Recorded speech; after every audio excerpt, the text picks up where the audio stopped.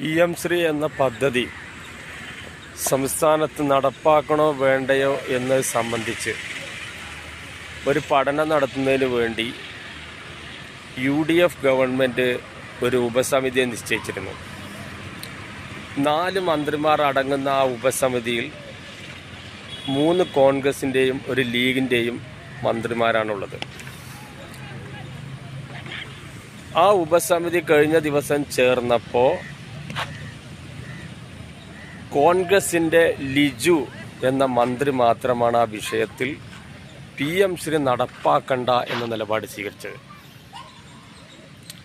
മുസ്ലിം ലീഗിൻ്റെ ഒരു അംഗം ഉണ്ടായിട്ട് പോലും അദ്ദേഹം PM ശ്രീ നടപ്പാക്കണമെന്ന നിലപാടാണ് സ്വീകരിച്ചത്. ഞാൻ പറഞ്ഞു വരുന്നത്, മതനിരപേക്ഷതയോടും സംഘപരിവാർ വിരുദ്ധ നിലപാടിനോടും ആത്മാർത്ഥത പുലർത്തുന്നത്, കോൺഗ്രസ് പുലർത്തുന്ന ആത്മാർത്ഥത പോലും മുസ്ലിം ലീഗിൻ്റെ ഭാഗത്തു നിന്നില്ല എന്നുള്ളതാണ്. മുസ്ലിം ലീഗിൻ്റെ പ്രതിനിധിയായിട്ടുള്ള advocate N Shamsuddin PM Shri നടപ്പാക്കണം എന്ന നിലപാട് സ്വീകരിച്ചു എന്നാണ് സോഷ്യൽ മീഡിയ വഴി നമുക്ക് മനസ്സിലാക്കാൻ സാധിച്ചിട്ടുള്ളത്.